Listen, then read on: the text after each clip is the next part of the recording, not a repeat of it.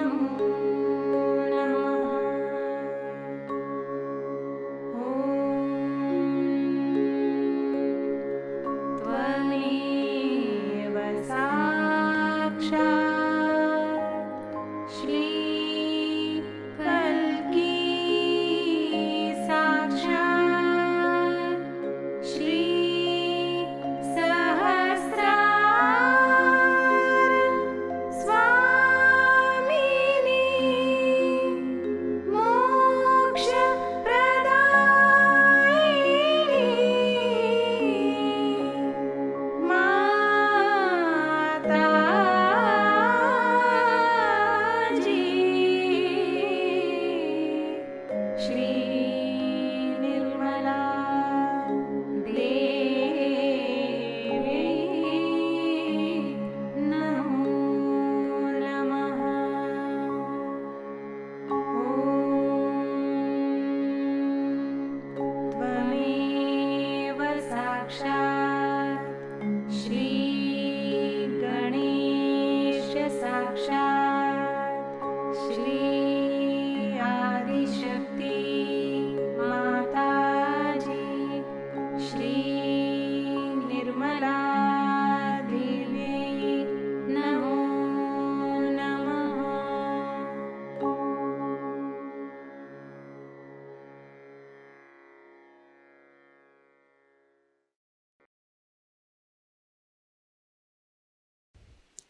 चित्त सहस्रार पर प्रार्थना करते हैं। श्री माता जी, कृपावंत होकर हमारा आत्म साक्षात्कार दृढ़ कीजिए। हमें निर्विचारिता एवं निर्विकल्पता प्रदान करने की कृपा कीजिए।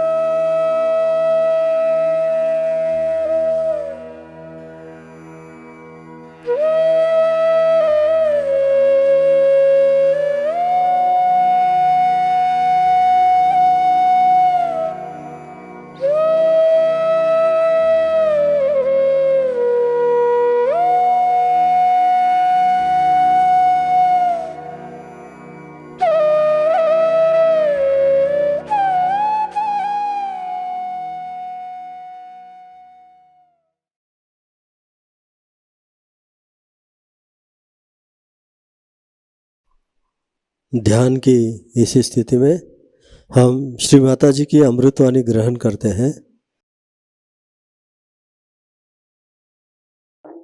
मैंने ऐसे भी लोग दिए हैं, देखे हैं, जो मेरे यहाँ आते हैं, उसके बाद वो थोड़े दिन वाइब्रेशन लेते हैं और उनके ऊपर जब कुछ भूत बाधाएं चल जाती हैं तो वो भूत बाधा का काम करना, उनका ढंग और हो जाता है, उनका तरीका और हो जाता है, उनका बताना और होता है। फिर वो कुंडलिनी नहीं देखते हैं, वो ये बताते हैं कि घोड़े का नंबर कौन सा है, तेरे बाप को क्या हो गया, तेरी माँ को क्या होगा, असलियत पे नहीं आते। ऐसे अनेक लोग हमारे इस सहयोग में आए और बिछड़ गए, थोड़े दिन रहे, बिछुड़ गए, फिर उन्होंने थोड़े दिन काम वाम किया इस तरह का, बड़े अपने को साधु गुरु महात्मा समझ करके काम किया और उसके बाद देखा ये गया कि उनके ऊपर बाधाएं जम गई और वो बहुत ही नुकसान और तकलीफ में फंस।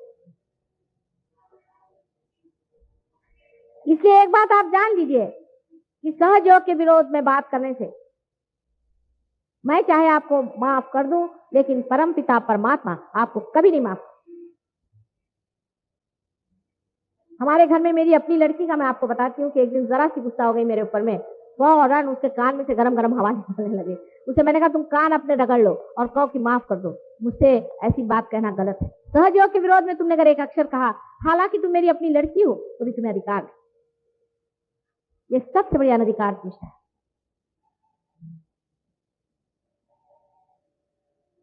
जो मैं आपके सामने आज खड़ी हूँ या आप लोगों के संचित आप लोगों के बुलाने का फल है। ऐसे भी देखिए कि मंदिरों में और मस्जिदों में और जहां जहां भक्त लोग माँ को पुकारते हैं तो माँ का हृदय उछलने लग जाता है। आपने देखा है कि जब कभी आप कुछ गाना जरा सा भी गाते हैं, मेरे सारे बदन से अनगिनत वाइब्रेशन बहने लग जाते हैं। अगर कहीं पर भी मैं ऐसा अगर गाना भी सुन लूं या रिकॉर्ड सुन लूं या सिनेमा में ऐसा दिखाई दे जहां माँ को पुकारा जा रहा है, मेरे सारे बदन से करोड़ों रश्मियां जैसे वाइब्रेशन निकल रहे हैं। या आपने भी जाना होगा, आपने भी देखा हुआ है, इस चीज को आप भी समझते हैं कि ऐसा माँ को होता है। आज वो समय आ गया है कि जब आप ही का मांगना, आप ही की चाहत, आप ही लोगों की पुकार साकार मेरे अंदर हो जाए। मैं स्वयं से नहीं आई हूं, मैं आप ही के पुकार से आई हूं। आपके अनादिकाल से जो पुकार और चिल्लाहट हो रही थी, उसी के कारण मैंने शरीर धारा। और आप ही लोग जो सर्वसाधारण जन है मुझे पहले पहचानेंगे, और ये जो बड़े बड़े साधु संत और बाबा जी बन के बैठे हैं ये पहचानेंगे नहीं। जैसे इन्होंने न सीता को पहचाना था, न राधा को पहचाना था, न मेरी को पहचाना, और अब भी ये लोग नहीं पहचान सकते। ये अब भी अपने घमंड में बड़े बाबा जी बन के बैठे हैं। जो इंसान अपनी माँ को भी नहीं पहचानता है उसको बाप क्यों पहचाने। सहयोग को खिलवाड़ नहीं समझना चाहिए, सहयोग को एक साधारण चीज नहीं समझनी चाहिए।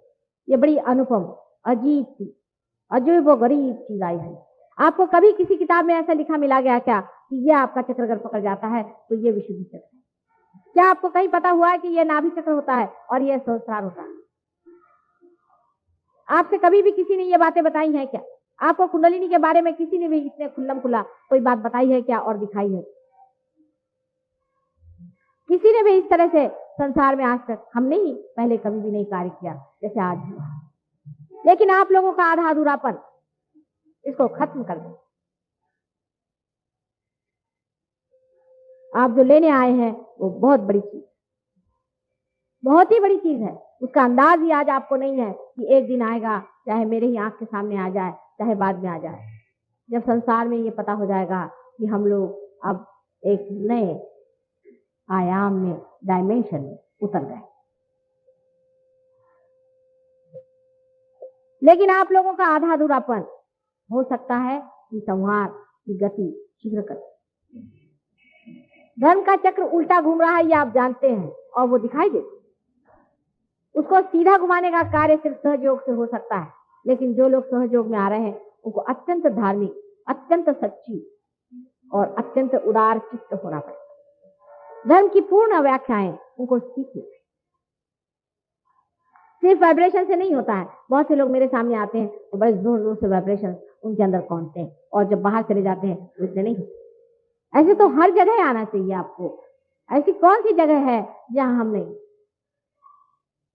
हर जगह ये वाइब्रेशन आपके आने चाहिए और इतने बलवत्तर होने चाहिए कि किसी भी प्रकार के काले वाइब्रेशन इसके ऊपर नहीं, क्योंकि आप जीवंत हैं।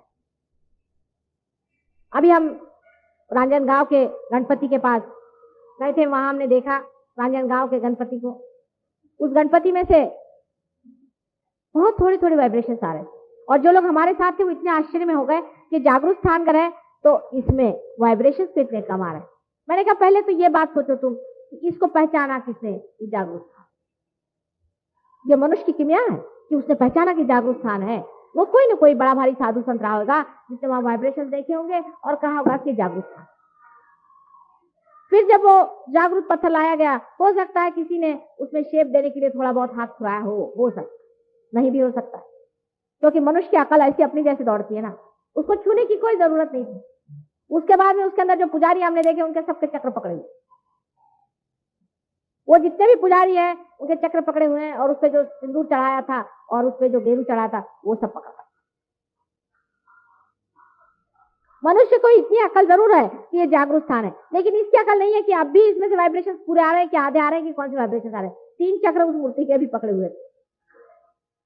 और मेरे समझ में नहीं आया, जब मैं जाकर अंदर में बैठी मंदिर में तो पंडित जी कहने लगे कि आप अंदर नहीं बैठ सकते, आप बाहर बैठिए और उसको हाथ नहीं लगा सकते।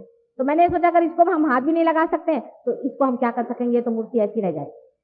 तो पीछे से गए, पीछे से जा करके उस मूर्ति की ओर हमने देखा और जा करके उसमें अपना सर सहस्त्रारी जा करके लगा दिया तो उससे से अंदर से इतनी जोर से वाइब्रेशन निकला।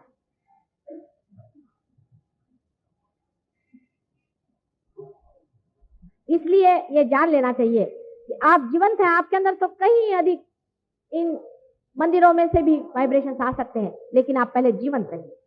मरी हुई चीजों का जो जो लोग शौक करते हैं, मरी हुई बातों का जो जो शौक करते हैं, वो लोग मर जाते हैं, जिंदा होते हुए भी मर जाते हैं। जड़ वस्तुओं के पीछे में भागना एक इस तरह का शौक है। उसकी और भागना या उससे भागना दोनों एक। संन्यास भी लेना वही चीज है और संन्यास से भागना वही। दोनों में कोई अंतर नहीं है। आप अपनी स्थिति पे खड़े हो जाइए। पहली चीज है अपनी स्थिति बनाई, दूसरी चीज है अपना धर्म बनाई। धर्म का मतलब है आप अपने अंदर से इन वाइब्रेशंस को पूरी तरह से बहने दीजिए। आपका मन होता है, आप कहीं गए, आपने देखा ये आदमी गिर गया, दौड़िए, उसको फौरन पकड़िए, उसको वाइब्रेशन दीजिए, बचाइए। दुनिया कहेगी कहने, आपके अंदर से वाइब्रेशंस बह रहे हैं, यही आपका धर्म है। मैंने आपसे बताया कि सोने का धर्म ये नहीं कि वो पीला है, उसका धर्म वो भी नहीं कि उससे कुछ जेवर बन जाता है। उसका धर्म एक ही है कि वो किसी चीज से खराब नहीं होता। इसी तरह से हीरे का एक धर्म है कि वो हर चीज को काट सकता है, वो हार्डेस्ट चीज है। इसी प्रकार मनुष्य का एक धर्म होता है कि उस परमात्मा को पा लेना और जान लेना, और जो मनुष्य से पा लिया है उसका ये ही धर्म होता है कि इस पाई हुई चीज को पूरी तरह से आत्मसात करके संसार में उसको प्रसारण। लेकिन इधर उधर की बातें और वही जड़ता के तरीके, उससे आप बिल्कुल भी ना तो इधर के रहेंगे ना उधर के रहेंगे। आपके वाइब्रेशंस खो जाएंगे और मेरी जितनी भी मेहनत है सब बेकार। कोई भी धर्म संसार में ऐसा नहीं है जिसने वाइब्रेशन की बात की। माने असली धर्म किसी ने भी ऐसा नहीं कहा है कि वाइब्रेशंस नहीं होते हैं। हर एक जगह इसे रूह कहते हैं, किसी वाटर ऑफ लाइफ कहते हैं, कुछ भी कहते हैं, लेकिन हर जगह इसका कहा है वाइब्रेशंस होते हैं। और हिंदू धर्म में तो साक्षात आप जानते हैं कि इसी पर न जाने कितनी विवेचना की गई है आदि शंकराचार्य ने भी। इसको कुछ पढ़ाया नहीं जा सकता, लिखाया नहीं जा सकता, समझाया नहीं जा सकता, ये होना होता है। बहुत से लोगों को होता नहीं, जो बहुत पढ़े लिखे अपने को विद्वान समझते हैं, ऐसे महामूर्खों को कुछ नहीं होता। मैं क्या करूं? ये तो अपने आप से अकस्मात आपके इनोसेंस में ही होता है। बहुतों को हो जाता है, हजारों को होता है, और आपको भी होना चाहिए। लेकिन बेकार की झूठी बातों को अगर आप पकड़ के रहिएगा, और अगर आप झूठी बातें करिएगा और झूठी बातों पे ही आप पूरी तरह से जमे रहिएगा, तो आपको जड़ बना रही है। तो इस जड़ता से आप भी तो जड़ ही हो जाएंगे। जो चैतन्य आपके अंदर से बह रहा है उसको आप कैसे, किस प्रकार प्रसारित कर पाए। थोड़ा बहुत समय इसके लिए देना पड़ेगा, ऐसा मैं पहले कहती थी, ये बात सही है। लेकिन ये प्रायोरिटी की चीज है, आपकी प्रायोरिटीज बदलनी पड़ेगी। थोड़े दिन में आप इस प्रायोरिटी में जब आ जाएंगे तो इसका मजा आपको आए। सारे संसार के जितना सुख और मजा है, सारे संसार का जितना आकर्षण और सौंदर्य है, सारे संसार का जितना भी धन दौलत लक्ष्मी सब कुछ जो भी है, जो कुछ भी जिसे आप नॉलेज कहते हैं, जिसे आप ज्ञान करके समझते हैं, वो सबका स्रोत यही। ये जानता भी है, प्यार भी करता है और सौंदर्य है। यही वो शक्ति है जिसके बारे में हमने हजारों बार पढ़ा है और हजारों बार इसके बारे में हमने जाना है।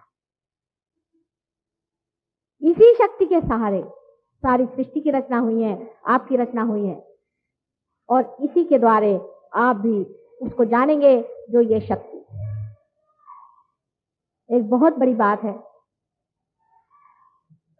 वो धीरे धीरे फैलना चाहिए। इतनी बड़ी बात जल्दी नहीं फैल सकती। कोई सी भी जीवंत चीज है धीरे धीरे पनपती, लेकिन मैं देखती हूँ जड़ जम गई है, इसकी जड़ बहुत गहरी जम गई। अभी मैं राहुरी से होकर आई हूँ, मुझे बड़ी खुशी हुई कि वहां के साइंटिस्ट लोगों ने इसे बिल्कुल साइंटिफिकली प्रूव कर दिया। अपने पौधों पर, इस पर, उस पर एक्सपेरिमेंट करके एकदम साइंटिफिक चीज बना ली है। और वो कह रहे थे कि हम गवर्नमेंट से भी इसके लिए लड़ेंगे कि यही चीज सत्य है, और बाकी सारे जितने भी असत्य हैं उसका नाम सत्य देने से वो सत्य नहीं है। आपकी अपनी शक्ति, आपकी अपनी शक्ति उस शक्ति से एकाकार हो जा रही है जो आपके अंदर बसी है। जैसे कि जमुना में बहुत से मटके रहते थे और उन मटकों में पानी रहता था। जब उन मटकों में छेद हो जाता था तभी वो पानी और उन मटकों का पानी एकाकार हो जाता था। उसी तरह से आपका भी हाल होना चाहिए। आप भी उसको उसी तरह से जाने और पाएं, जैसे गोपी और गोप कृष्ण के जमाने में खोज रहे थे और जानने के प्रयत्न में थे। आज आपको वो चीज पूरी तरह से मिल रही। मैंने आपसे अनेक बार बताया है कि मैं गोप्य से गोपनीय, इसकी जितनी भी गहराई की बातें हैं सब आपको बताने ही के लिए आई हूँ, लेकिन उसके अधिकारी हो जाए।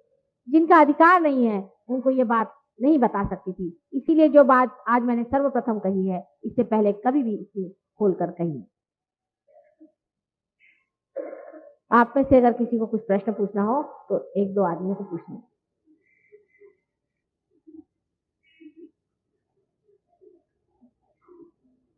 गरम है, गरम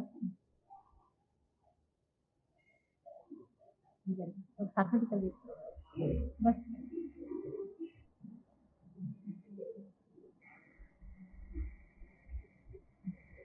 जिसे प्रश्न पूछना हो कृपया प्रश्न पूछें। जरूर पूछना चाहिए प्रश्न, क्योंकि मुझे पता ही नहीं तुम लोगों को क्या प्रश्न है।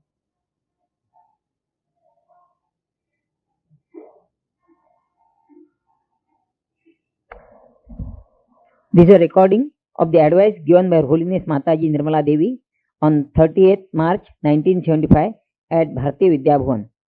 The subject was Trigunatmika.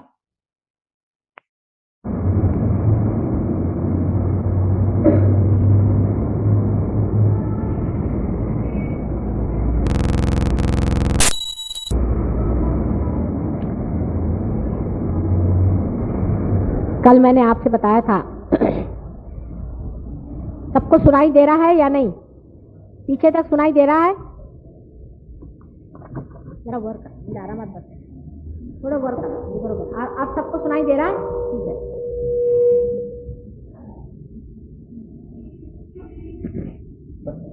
बस ठीक है।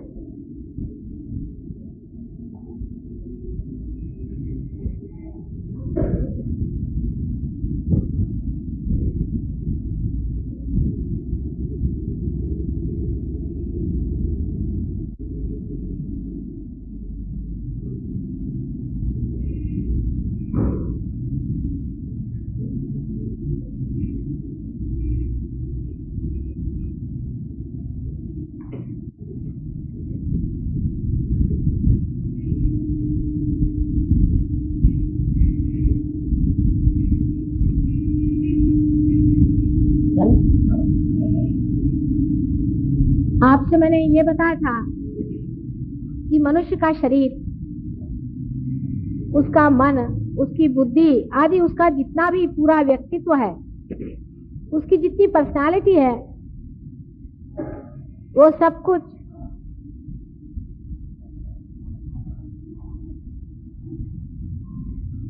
तीन तरह के शक्ति से बना है। एक शक्ति जिससे कि हम अस्तित्व बन के रहते हैं, वो मनुष्य में प्राण स्वरूप होती है और जिसका स्थान हृदय में होता है। उनको सामने ले आइए, बहुत परेशान। दूसरी शक्ति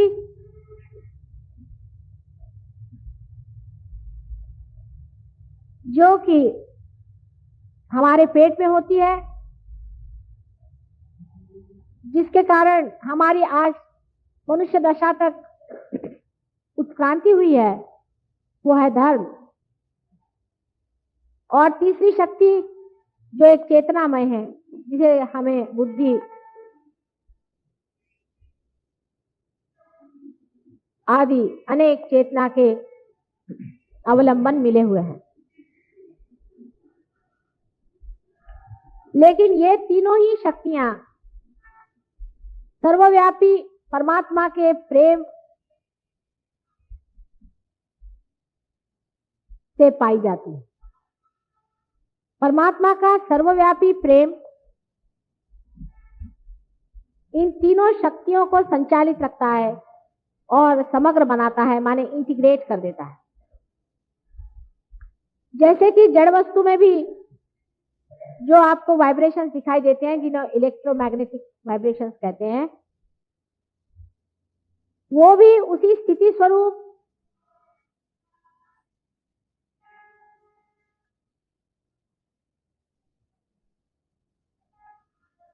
प्राण का ही सोया हुआ स्वरूप है।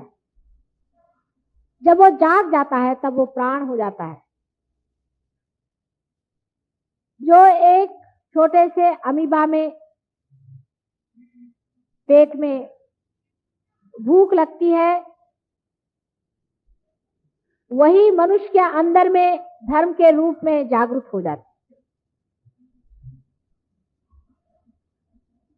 धर्म हर एक वस्तु मात्र में है।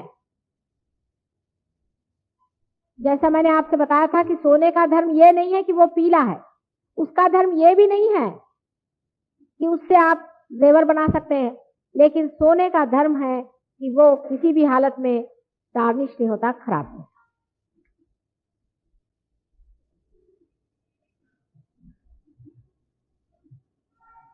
अब जो तीसरी चीज है चेतना, वो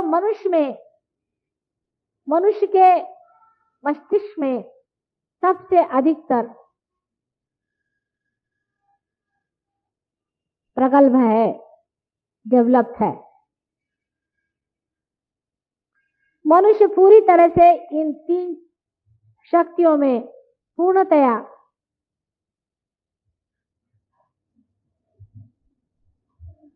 मैच्योर हो गया है, बड़ा हो गया है। अब उसकी तैयारी हो गई है कि उस तीनों शक्तियों का संचय, जो एक शक्ति परमात्मा का प्यार है, उनका प्रेम है, उसे जाने। जो एक शक्ति ही तीनों में बढ़ गई है, वो एकाकार हो जाए। उस परम शक्ति का एक थोड़ा सा अंश हमारे अंदर कुंडलिनी के रूप में त्रिकोणाकार अस्थि में सोया हुआ रहता है। जिस वक्त कोई भी ऐसा इंसान जिसने इस प्रेम को अपने अंदर ले लिया हो और जिसके अंदर से ये शक्ति समग्र होकर, इंटीग्रेट होकर बह रही हो, माने जो आदमी रियलाइज सोल हो, वो किसी साधक के ऊपर अपना अनुग्रह करता है, तभी कुंडलिनी आपकी मां जागरूक होती है। लेकिन वैसा साधक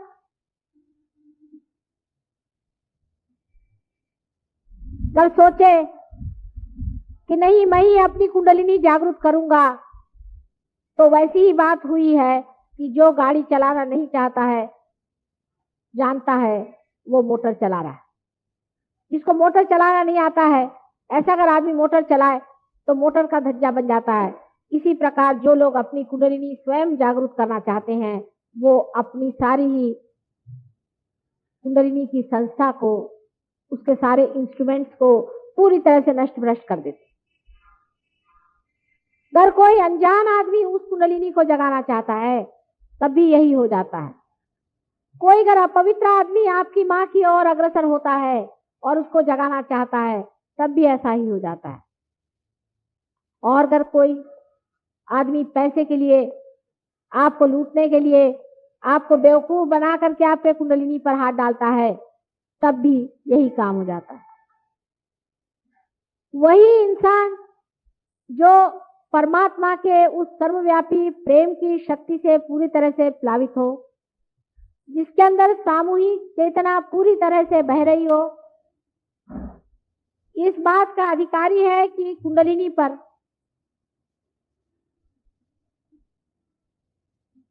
आमंत्रण का आरोप करें।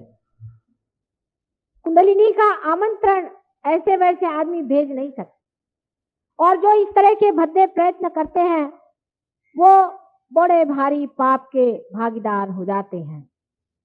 जो दूसरों की कुंडलिनी को नष्ट कर देते हैं, उनकी स्वयं ही कुंडलिनी जन्म जन्मांतर के लिए भ्रष्ट हो जाती है और वो कीड़े मकोड़े के जन्म लेते हैं। इसलिए कुंडलिनी के साथ खेलने का साहस कभी न करें। बाकी सब चीजों में ठीक है, आप स्मगलिंग करिए, चोरी करिए, दुनिया भर की बातें करिए, कोई हर्ज नहीं, लेकिन आप कुंडलिनी के मामले में मेहरबानी से दूर रहिए। कुंडलिनी को जागृत करने का अधिकार परमात्मा के सिवाय और कोई नहीं दे सकता। जब तक स्वयं परमात्मा की शक्ति ही इसका अधिकार आपको न दे, तब तक आपके पास ये अधिकार नहीं है कि आप इसकी कॉलेज में जाकर डिग्री ले लें और कहें कि हम कुंडलिनी को जागरूक कर सकते हैं। इस तरह के झूठे बहुत से लोग आजकल संसार में दिखाई दे रहे हैं और वो जान नहीं रहे हैं कि हम कितना बड़ा घोर अत्यंत भयंकर पाप कर रहे हैं। कुंडलिनी का काम अत्यंत कुशलता पूर्वक करना पड़ता है। इतना ही नहीं, अत्यंत प्रेम पूर्वक करना पड़ता है और सबसे बड़ी बात है कि वो प्रेम भी अत्यंत पवित्र होना पड़ता है। पवित्रता ये धर्म के रोम रोम में छाई हुई शक्ति है।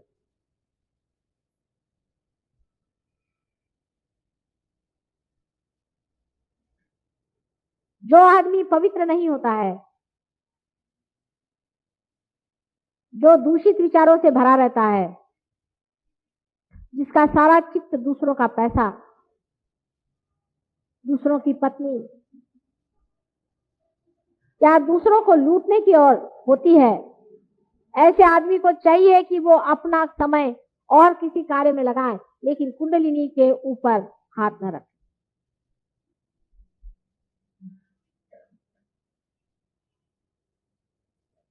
कुंडलिनी जितनी सौम्य है, जितनी कृपालिनी है, जितनी वरदायिनी है, जितनी मातृ हृदय से प्लावित है, उतने ही उसको संभालने वाले गण देती जो कि उसकी रक्षा करते हैं वो प्रखर और तेजोमय है। किसी भी प्रकार का खेल जब कुंडलिनी के साथ होता है तो वो पूरी तरह से कुंडलिनी की रक्षा में तत्पर रहते हैं और ऐसे लोगों को नष्ट भ्रष्ट कर देते हैं जो इस तरह का पाप करते हैं। सबसे महान पाप, सबसे बड़ा पाप संसार में यही है कि किसी भी साधक की कुंडलिनी अनधिकार चेष्टाओं से उत्कृष्ट करना, इससे बढ़ के कोई भी पाप संसार में नहीं है। मां की हत्या से भी बढ़ के ये सबसे बड़ा पाप है कि आप किसी की कुंडलिनी को हाथ लगा रहे हैं अनधिकार चेष्टाओं से।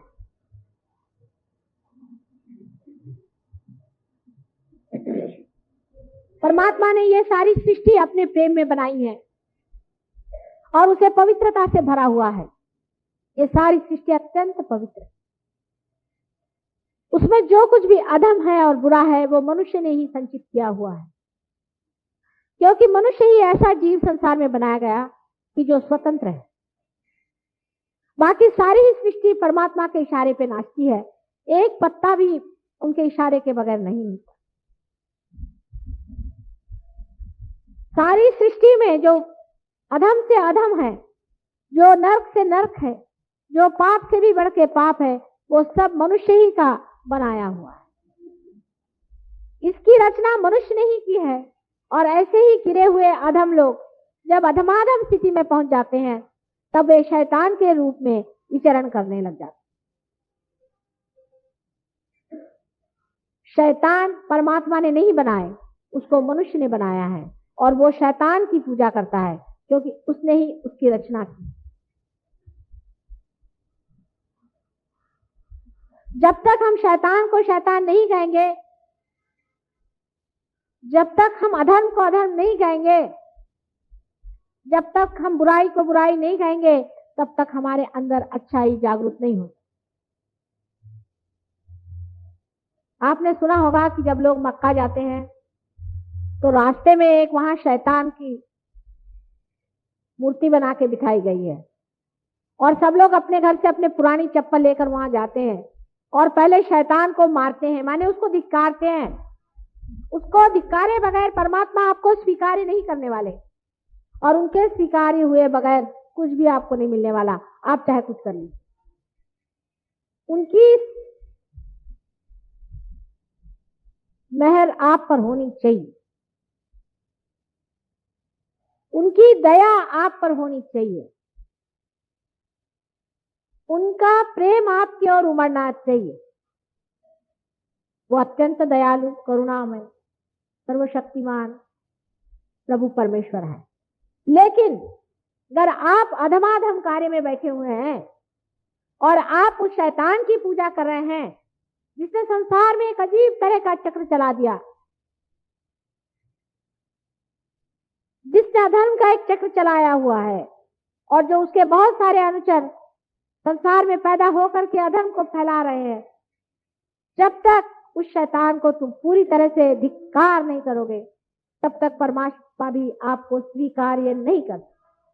इस मामले में अगर आधा अधूरापन है आपके अंदर, तो आप अपने ही साथ छल कपट कर रहे हैं। उसको पूरी तरह से आपको धिक्कारना होगा, उसको पूरी तरह से आपको छोड़ना होगा, नहीं तो आप में जो कुछ भी मिथ्या है वही आपके अंदर बैठा रहेगा, और जो सत्य आपके अंदर है वो प्रकट नहीं हो। जब तक आपके अंदर सत्य प्रकट नहीं होगा, संसार में भी सत्य कैसे फैल सकता है? जैसे कि समझ लीजिए, सूर्य पर अगर बादल छा जाए तो अंधेरा आ जाता है, और अगर बादल हट जाए तो सूर्य फिर से चमकने लग जाता है। इसी प्रकार मनुष्य ने ही अत्यंत अधम कार्य करके जो शैतान तैयार किया हुआ है, उस शैतान के बादल आज भी संसार के ऊपर इतनी बुरी तरह से मंडरा रहे हैं कि हो सकता है कि अगर सहज योग पूरी तरह से न पनप पाया तो वो दिन दूर नहीं जबकि हम लोगों का सबका ही सर्वनाश हो जाए और अंधकार के गर्त में हम डूब जाएंगे। उस अंधकार में भी सहयोग में जिन जीवों ने परम कार्य किए हुए हैं वो सितारों जैसे चमकेंगे, तारों जैसे उनकी महिमा हो। ये बहुत बड़ा आपका स्थान है। आज इसे आप नहीं समझ पा रहे हैं, लेकिन इतिहास में इस बात की चर्चा होगी कि इतने सहयोगियों ने सत्य पर अपने पैर जमा लिए। आधा अधूरापन छोड़ दीजिए, छोटी छोटी बातों की ओर उलझने की जरूरत नहीं है। आप बहुत बड़ी चीज पर जमे हुए। इतनी बड़ी चीज पर जमने वाले लोगों को चाहिए कि छोटी मोटी चीजों की ओर बिल्कुल ही ध्यान नहीं।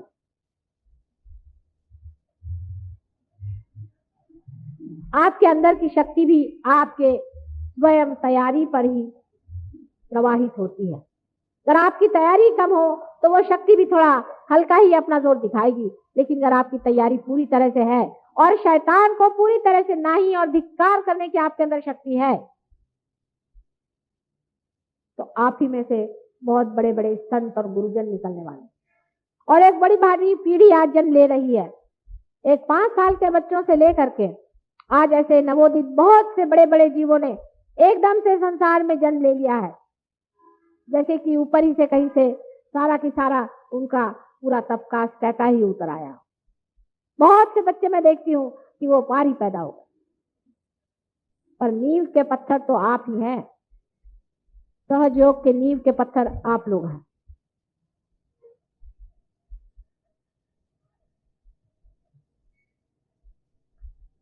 आपको मैंने पहले भी अनेक बार बताया है कि जो लोग आज धर्म के झूठे झगड़े खड़े किए हुए हैं और जो आपस में नफरत से एक दूसरों को देख रहे हैं और उसमें धर्म का नाम इस्तेमाल कर रहे हैं, ये शैतान के बच्चे हैं, ये परमात्मा के भेजे हुए लोग नहीं।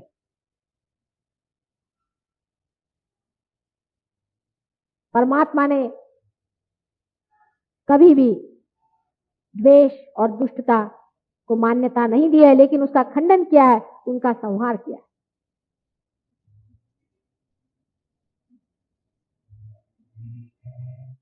जो लोग अपने को बहुत छोटे दायरे में बांधे हुए हैं कि हम फलाने हैं और ढिकाने हैं, वो लोग उस अनंत के गोद में नहीं जा सकते जिसकी कोई सीमा नहीं है, जो असीम में बैठे।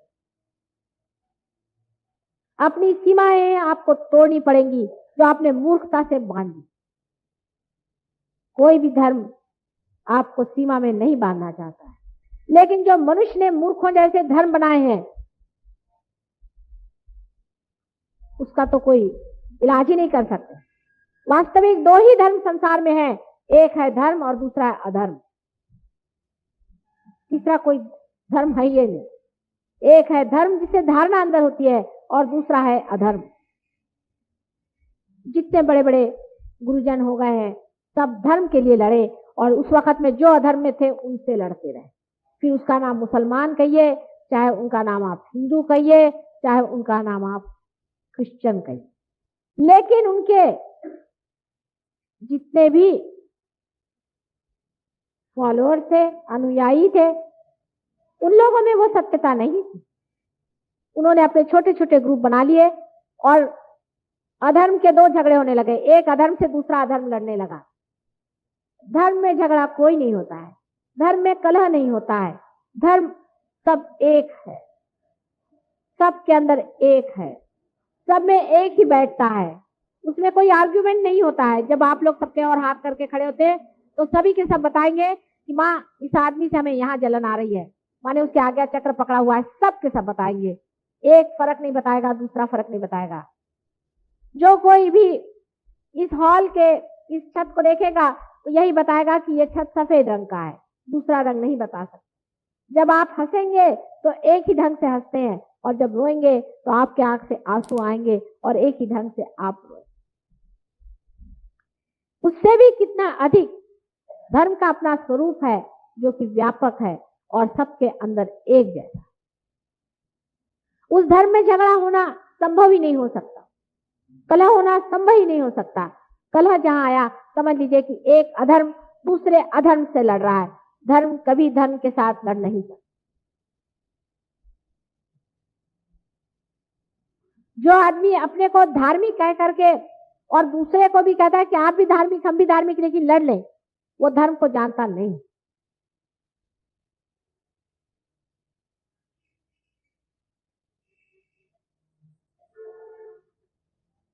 सहयोग में ये किस तरह से होता है, ये समग्रता कैसे आती है, कुंडलिनी का उद्दीपन कैसा होता आदि सभी कुछ आपको मैंने पहले भी बताया हुआ है और फिर भी मैं आपको बताऊंगी किसी वक्त। लेकिन ये तो देखने का मजा है जब आप खुद ही इस शक्ति को पा लेते हैं। जबकि पहली शक्ति जो कि आपके हृदय में है, इससे आपके प्राण है, वो प्रेम हो जाती है। और जो आपके पेट में धर्म है वो आपके अंदर में सारे संसार की जागृति हो जाती है। और जो आपकी चेतना आपके सर में है वो सारे संसार का ज्ञान हो जाता है।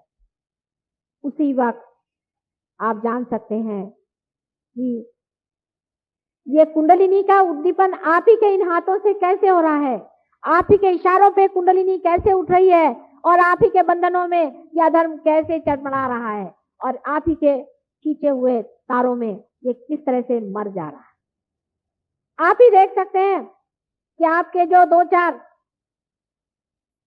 तीर कमान इस अधर्म को लग जाए तो ये किस तरह से अपना मार्ग छोड़ करके और चला जाता है और कुंडलिनी अपने रास्ते पे साफ साफ आ जाती है। किस प्रकार शरीर में छिपी हुई व्याधियां एकदम से नष्ट हो करके और कुंडलिनी सामने ऊपर एक गंगा भगीरथ जैसे ले आए थे उसी तरह से उतरती चली आती है। गंगा को लाने के लिए तो भगीरथ ने अनेक प्रयत्न किए थे और इस कुंडलिनी को लाने के लिए भी मैंने अनेक प्रयत्न किए हुए हैं, पूर्व जन्म में भी और इस जन्म में भी। लेकिन अब उसका फल आप लीजिए कि आपके दरवाजे ही पे गंगा बह रही, आपके इशारे पे कुंडलिनी चलेगी। आप रास्ते चलते हुए लोगों को जागृति दे सकते हैं। आपके हाथ से अनेक कैंसर जैसे रोग ठीक हो जाते हैं, ये बात सही है और होना ही चाहिए, होते ही है।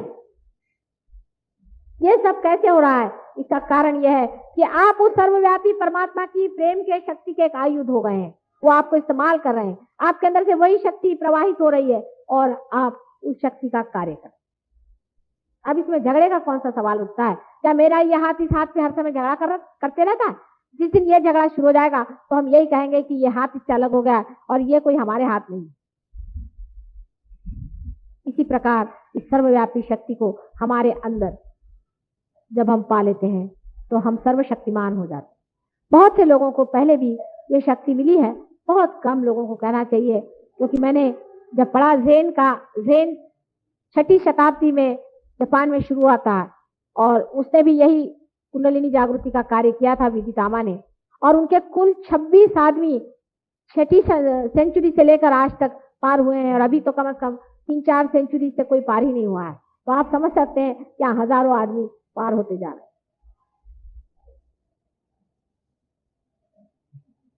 बहुतों को हुआ है, किसी किसी को नहीं भी होता है, लेकिन हो ही जाता है। आज तक ऐसा कोई नहीं कि वो आता रहे और उसको न हुआ। जो भी आया, जो यहाँ बैठा, उसे पाने का प्रयत्न किया, सब लोग पार हो गए। ऐसा हमें आज तक कोई मालूम नहीं है जो पार नहीं हुआ। लेकिन एक चीज जरूर तैयार करके आना चाहिए कि शैतान को आपको जूते मारने पड़ेंगे, शैतान को आपको पहचानना पड़ेगा, उसको आपको छुट्टी देनी पड़ेगी, उसको अपने हृदय से निकाल देना पड़ेगा।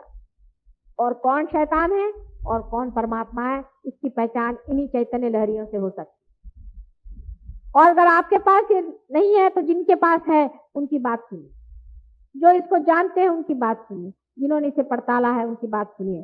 और इसी प्रकार आप जान सकेंगे कि कौन शैतान है और कौन धर्मात्मा है, कौन असली गुरु है और कौन नकली है।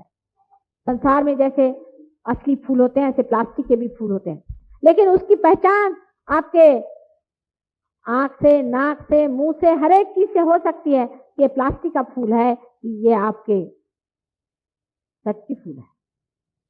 लेकिन धर्म को जानने के लिए सिर्फ आपको वाइब्रेशन चाहिए, उसके बगैर आप जान ही नहीं सकेंगे कि आदमी पाखंडी है कि झूठा है कि अधर्मी है कि राक्षस है।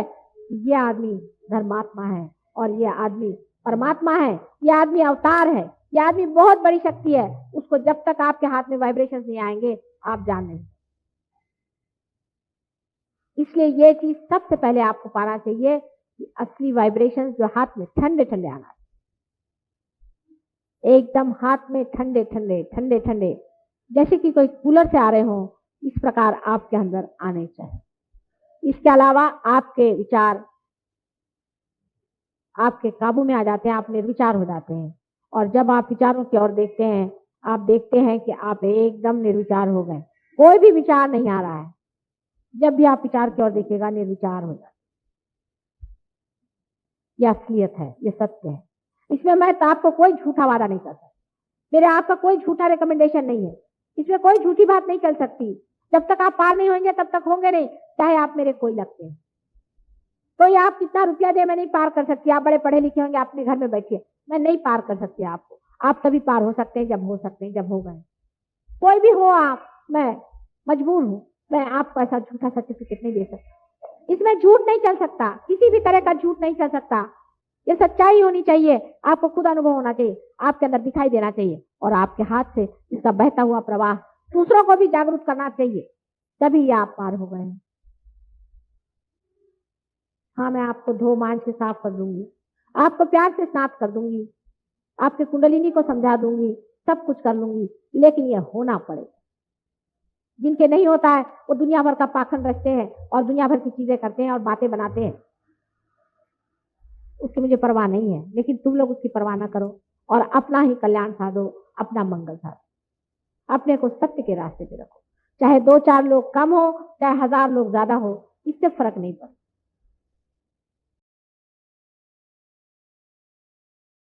कुछ समय निःशब्द ध्यान की स्थिति में बैठते हैं।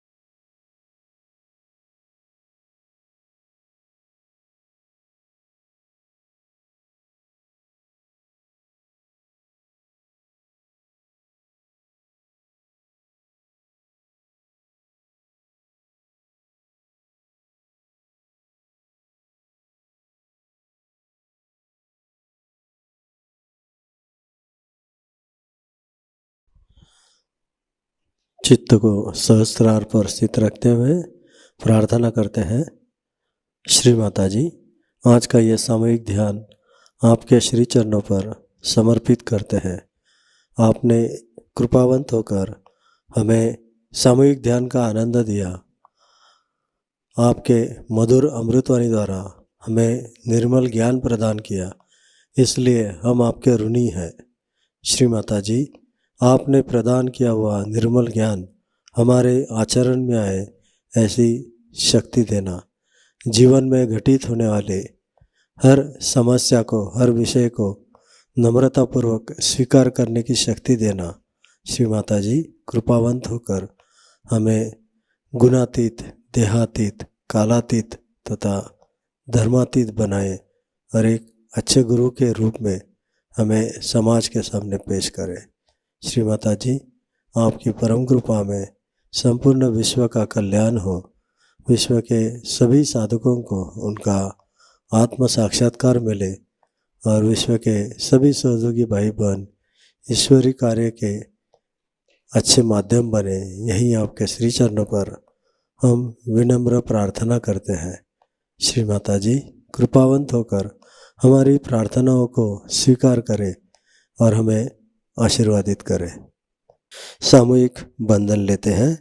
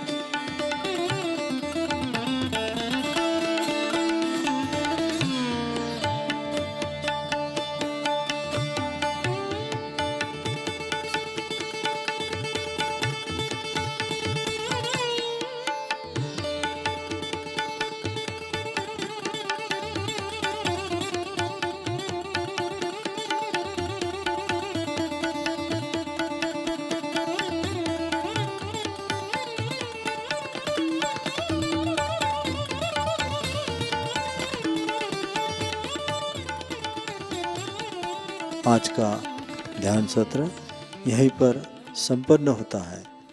उपस्थित सभी भाई और बहनों को प्रेम भरा धन्यवाद। जय श्री माता जी।